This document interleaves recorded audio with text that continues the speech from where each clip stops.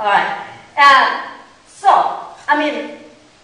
Helen Kawawan always says, this year is my last year to make pretzels. Pretzel. How do you say pretzel? Pretzel. And your young folks need to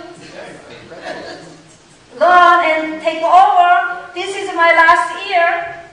Right? How many of you know how to make a pretzel? No one? What do you need to make a pretzel? Huh? Flowers and all kinds of stuff. You tell me, I will forget tomorrow. The minute I walk out of here, I will forget. And you've been with her, helping her to make pretzels, but you don't remember unless you look at her recipe. Right? Even though she is expert in making pretzels, and she will use her recipe, just make sure, double check. Because you don't make it every day, you do it once a year, right? Am I right? Yeah. That's exactly. A Bible is a recipe for delicious and sweet aroma and gentle, loving Christian life. If we don't review it, we don't read it, it's not going to renew our minds to prepare us to do every good work. These days it's very simple to become a Christian. We do what? A, B, C, right? Aaron? Didn't you do A, B, C to become a child of God and become a Christian, to belong to this Ohana? A, B, C. That was so simple, right? You didn't have to study whole 8 weeks of confirmation. Those of us who are in age, we went through those confirmation classes. So boring. They developed these classes so that the Bible was so hard for us to understand. So they developed the questions and answers. We call it Westminster Catechism. Do any of you remember that? Those questions? Yeah. Yes. And even shorter ones was hard. What was the first question? The first question is, what is the chief end of man? What is the bottom line of humanity? It is what? To glorify God and enjoy God. Yes. So, that is out of the Bible. Because Bible was so hard for us to understand, so they made these questions and answers so that we can memorize it, we can read it and apply it into our daily lives. So we need to review that. We need to remember that. So, let's say, what is our bottom line? What is the chief end of worship service? You say it, okay? To glorify God, enjoy God. How's that? What is the chief end of worship service? To glorify God. Enjoy God too. To glorify God, enjoy God. What is the chief end of our committee meetings? To glorify God, enjoy God. What is the chief end of our romance cell? Glorify God, enjoy God. Everything we do, what is the chief end of everything we do?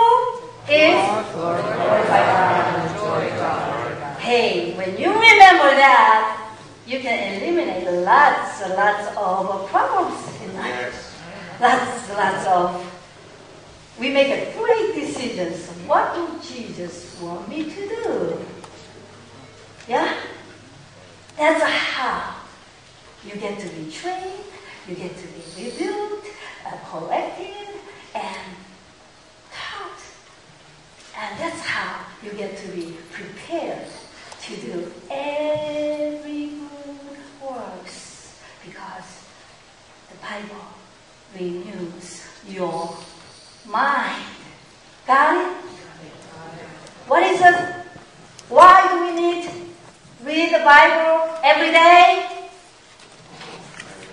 Worship all Scripture. All Scripture is God-breathed and is useful for teaching, rebuking, correcting, and training in righteousness, so that the man of God may be thoroughly equipped for every good work. Equipped. All right. How does it do that? How does it equip us? Second one was it refreshes us. You know, so many of us, including me, get frustrated. You spend time after time, read the Bible, and study the Bible, meditate upon it, and then you turn around, what was it? And, you know, a lot of times right after, I preach the Word of God, and then go back out, and I don't apply it. It just gets you so frustrated. Yes. Right? Yes. And what good does the reading the Bible do?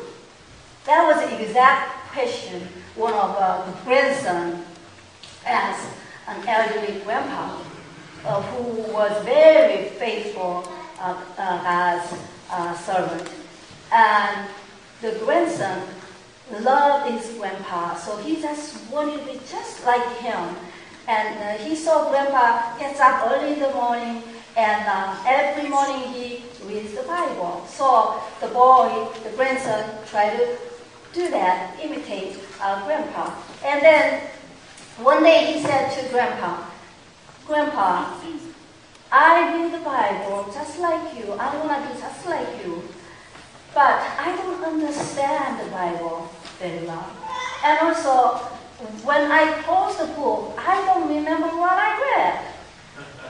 And it's so frustrating to me. What good does the reading the Bible do for me, for you, for anyone?" And the grandpa looked at him and said, "Pick up this coal basket and go down to the river, bring me a basket of water." So this boy went down to the river nearby the house and scooped the water and came back home. Guess what? When he returned home, there was no water. So Grandpa sent him back, and he went down and scooped it again. He came back home, there was no water. So boy got frustrated. So the boy said, "Grandpa, why don't we have a bucket of water instead of a basket of water?" And Grandpa said, No, I want you to bring me a basket of water instead of a bucket of water. So this boy went down and then scooped the water again and come back home and hurry up.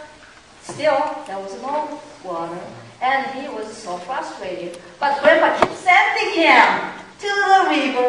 So this boy went down to the river, scooped it again, and ran as fast as he could, but still no water.